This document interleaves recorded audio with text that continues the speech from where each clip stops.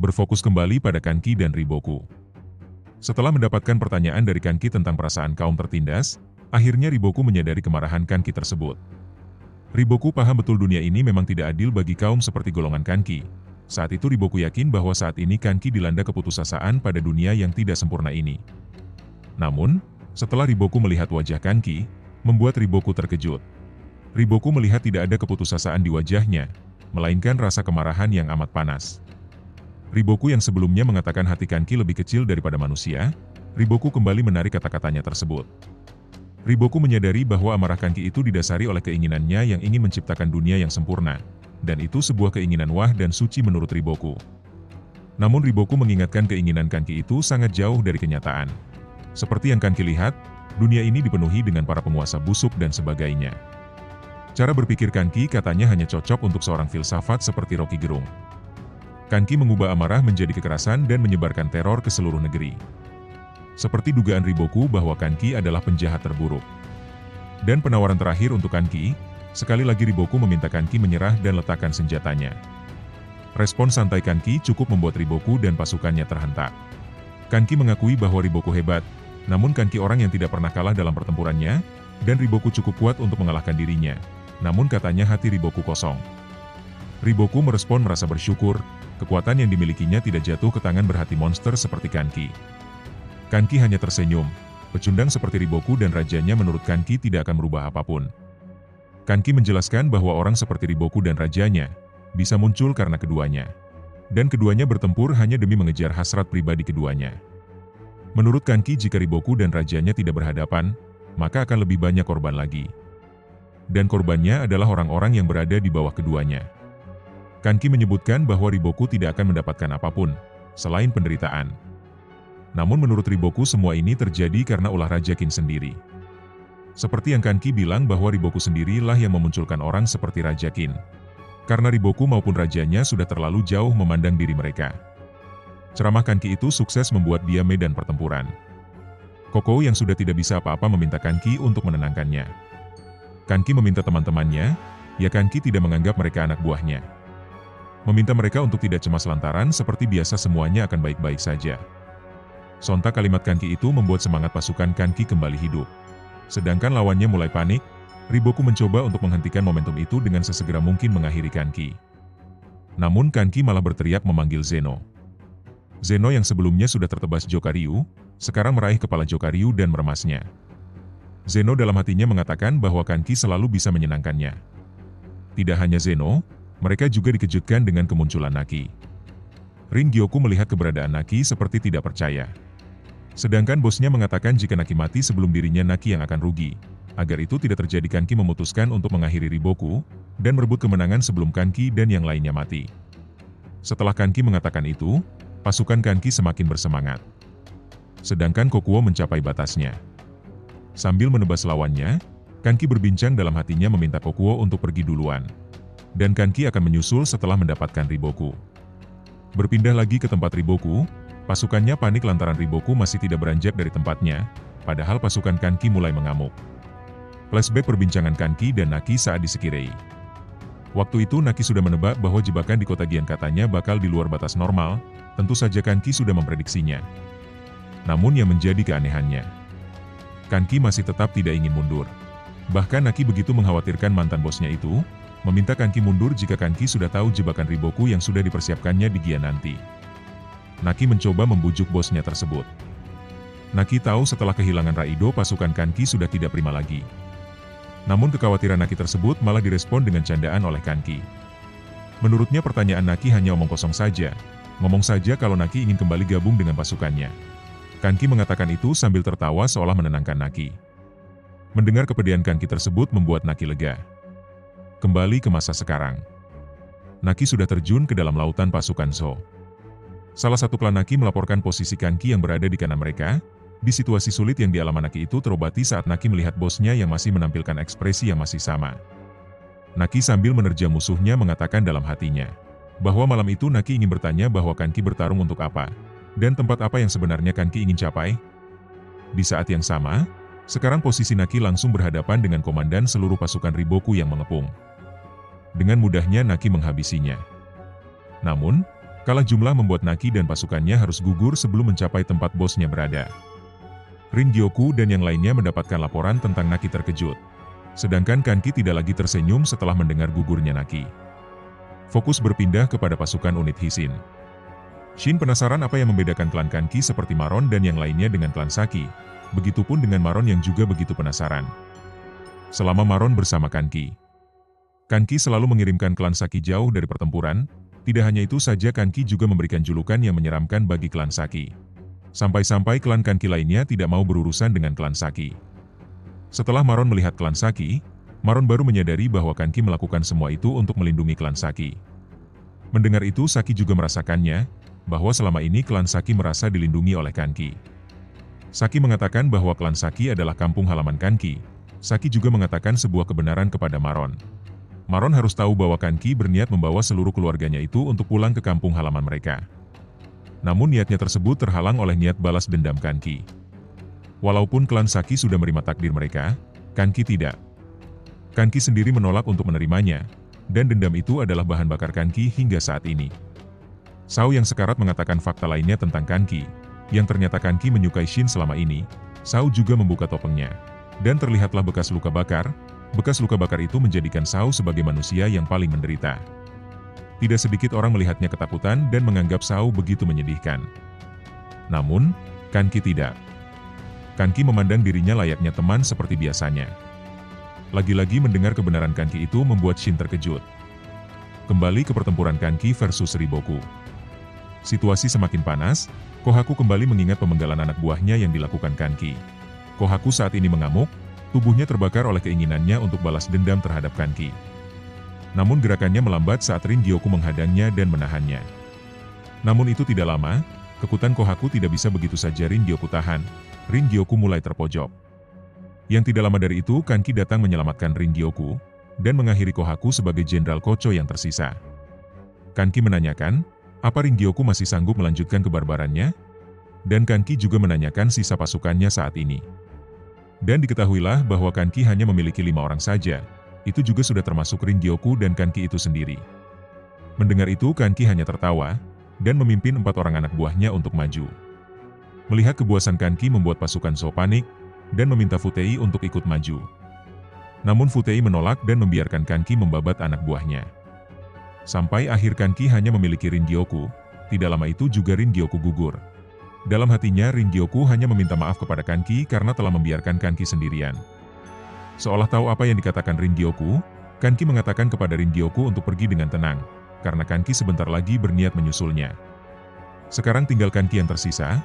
Kanki mengingat semua kenangan dengan Xiu dan dengan keluarga besar Kanki lainnya. Di saat yang sama pasukan Zhou tidak bisa menghentikan Kanki. Di dalam bawah sadar Kanki, Kanki melihat Xiu dan komandan Kanki lainnya berkumpul. Kanki meminta izin kepada Xiu untuk membawa pulang keluarganya ke tempat di mana sekarang Xiu berada. Di saat yang sama Kanki mati, dengan puluhan tusukan tombak di tubuhnya, dan pedang Kanki yang sudah patah tepat berada di depan muka Riboku. Dan inilah akhir dari pertempuran Kanki versus Riboku. Di lain itu, pasukan Zhou dikejutkan dengan Naki. Naki dalam kondisi yang sama seperti Kanki berhasil sampai ke tempat Kanki. Meskipun Naki tewas setelahnya diakhiri oleh si anak Ganmon. Riboku begitu terkejut dia mengakui kehebatan Kanki. Dikatakan Riboku mempersiapkan jebakan untuk Kanki ini selama setengah tahun dengan begitu detil, untuk meminimalisir kegagalan.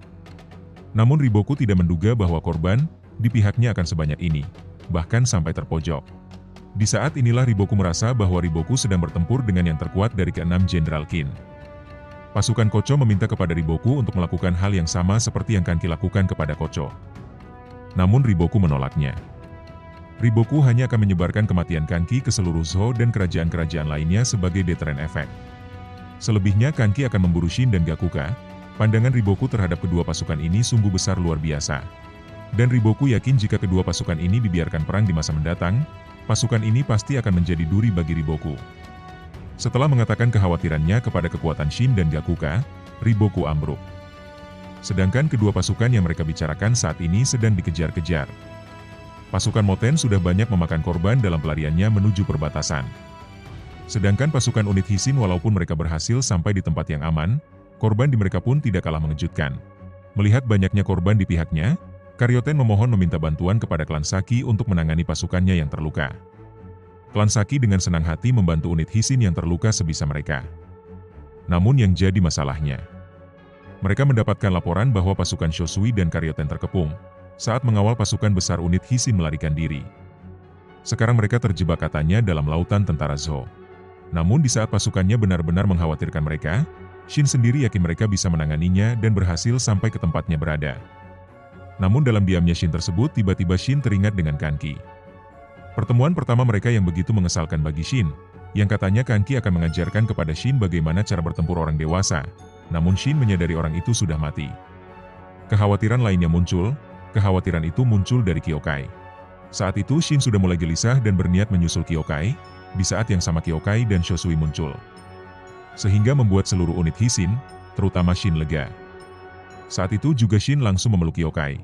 Mengingat banyaknya pasukan Kanki terbunuh membuat Shin khawatir dan sekarang Shin lega melihat Kyokai selamat. Namun katanya walaupun mereka saat ini masih selamat perbatasan masih jauh, untuk itu Shin menyemangati pasukannya untuk kembali pulang ke Qin bersama hidup-hidup. Berfokus di kerajaan Qin Kanyo.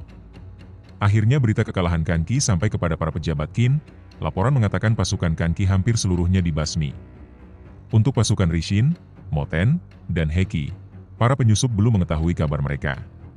Mendengar itu Raja Qin hanya bisa memejamkan matanya sambil berharap ketiga pasukan itu selamat, meskipun dalam keadaan sekarat. Sedangkan di ibu kota Zhoukantan, mereka merayakan atas matinya Kanki. Berfokus lagi kepada pasukan unit Hishin sekarang mereka sudah lebih dekat dengan perbatasan Atsuyo. Namun yang jadi masalahnya ada pasukan besar Zou membentengi wilayah tersebut. Menurut Ten, jika memaksa mendobrak, maka dipastikan setengah pasukannya akan habis. Kyokai memberikan saran untuk menyerang mereka saat malam tiba dan melakukan serangan kejutan. Ten pun membenarkan. Untuk itu Karyoten memerintahkan pasukannya untuk beristirahat. Namun Shin menghentikannya. Mata jeli Shin melihat benteng pasukan yang dibuat Riboku diserang dari luar. Unit Hishin terkejut melihat apa yang terjadi, dan mempertanyakan siapa pasukan yang menyerbu pasukan Zou tersebut. Shin dengan yakin mengatakan bahwa itu adalah pasukan Osen. Shin langsung memerintahkan pasukannya untuk ikut bertempur. Mereka berhamburan keluar dari hutan. Dan keyakinan Shin tepat, pasukan itu adalah pasukan Suho. Mereka menyerang pasukan Zou hanya untuk mengetes seberapa kuat pertahanan Zou di wilayah itu. Suho mendapatkan laporan ada prajurit Qin yang keluar dari hutan. Suho langsung tahu kalau itu sisa-sisa pasukan Kanki. Suho mengubah strategi mereka menjadi misi penyelamatan pasukan Qin yang tersisa, dan memerintahkan pasukannya untuk menyelamatkannya, dan tidak membiarkan satupun dari mereka tewas. Akhirnya pasukan unit Hishin berhasil menjebol benteng pasukan yang dibuat Riboku, berkat bantuan dari pasukan Jenderal Suho. Namun, walaupun begitu, tidak ada ucapan terima kasih dari Shin, malah sebaliknya. Shin meninju Suho, Shin geram kepada pasukan Osen. Shin yakin bahwa Osen sudah tahu keadaan Kanki sebelumnya namun kenapa Osen diam, dan membiarkan Kanki begitu saja. Suho membenarkan bahwa pasukan Osen sudah tahu kondisi Kanki dan mereka hanya duduk diam. Suho menjelaskan jika pasukan Osen bergerak pun, sisi belakang mereka pasti diincar pasukan Romu. Belum lagi pasukan utama Seika yang terus-menerus memantau pasukan Osen. Dengan adanya keduanya pasukan tersebut sangat mustahil untuk menyelamatkan Kanki, yang intinya Suho mengakui bahwa Osen sudah masuk ke dalam perangkap Riboku. Akhirnya Shin mengerti, walaupun Osen datang pun hasilnya akan sama. Namun Shin meminta sebuah permintaan kepada Suho untuk menampar jenderalnya. Tentu saja Suho tidak mengizinkan itu terjadi. Suho mengerti meminta Shin untuk menyimpan amarahnya, untuk penyerangan Riboku Part 2 nanti. Dikatakan pasukan Shin dan Suho kembali ke Atsuyo, mereka rapat bersama Osen. Dan Ten menjelaskan apa yang terjadi kepada mereka selama mereka terjebak di kota Gian. 4 hari setelah Shin tiba di Atsuyo, pasukan Gakuka akhirnya tiba di Atsuyo. Dan beberapa hari setelahnya sisa-sisa pasukan Kanki yang selamat berdatangan.